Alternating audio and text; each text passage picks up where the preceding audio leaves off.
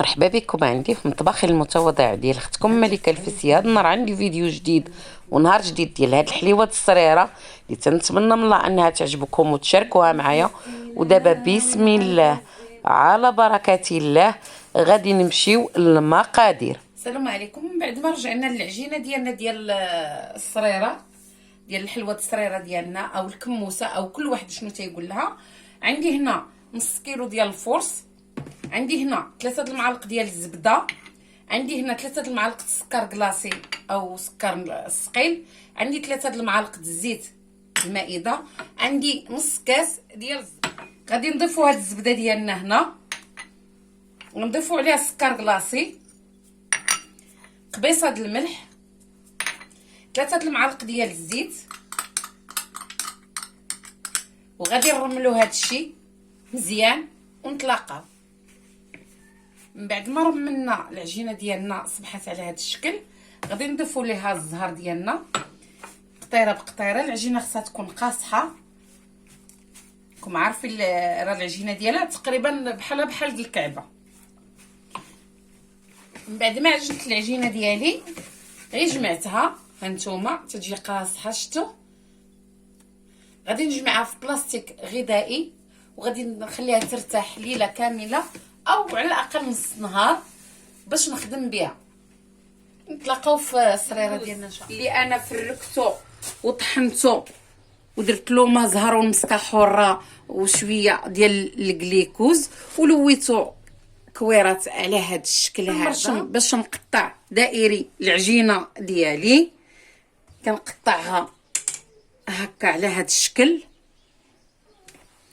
وهذه الصريره ديالي من بعد ما بديت راه تنعتذر ان التليفون كان دي شارجه وانا صحابي راه تيصور وهو ما تيصورش. المهم خليكم معايا غادي نخدم معاكم الحليوه ديالنا ديال هذا النهار الصريره.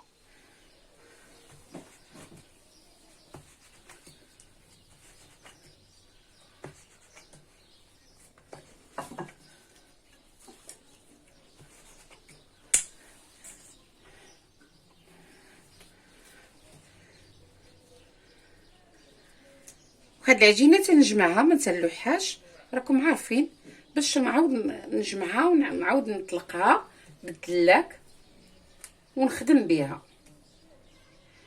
هانتوما من بعد ما درت العجينه ديالي على هذا الشكل هانتوما تنشد هاد الصريره كنخدمها بحال هكايا.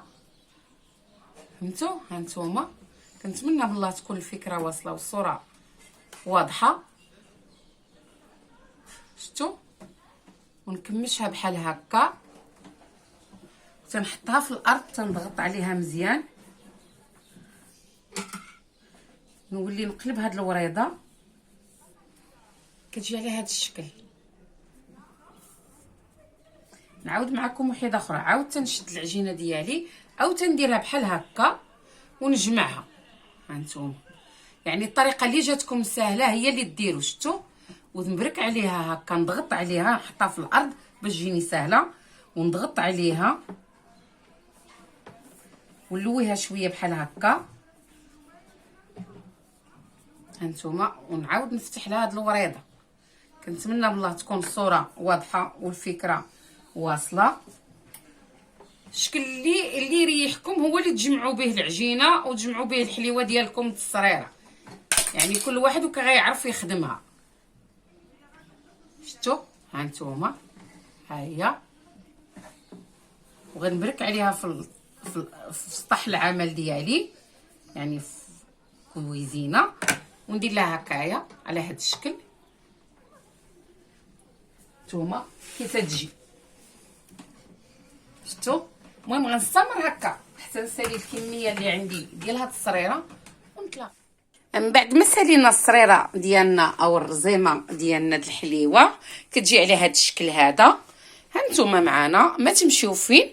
من بعد ما ساليتها غادي نبيتها ليله كامله ان شاء الله ومن بعد نطيبها ونتلاقاو. من بعد ما خرجت الحليوه ديالي ديال الرزيمه او الصريره جات على هذا الشكل هذا باقا سخونه. هانتوما حو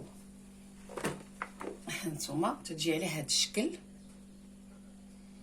من بعد ما خرجتها من الفران عندي هنا هاد الكسكاس درتو فوق هاد النجره، وعندي هنا العسل مذوب اللي انا مقدمه معكم ديجا في القناه ديالي، سخنته. غادي نستف هاد الحليوه ديالي هنا كامله ونطلقها.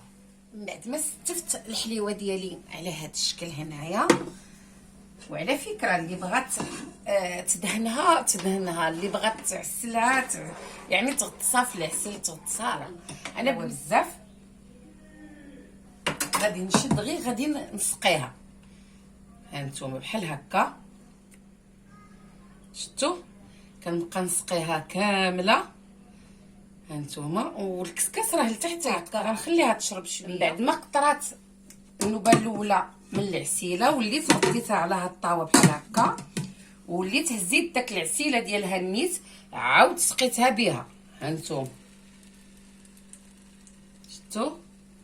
كنتمنى من الله تكون الصوره واضحه والفكره واصله. صافي دابا ان شاء الله غادي حتى نتلاقاو في التزيين باذن الله.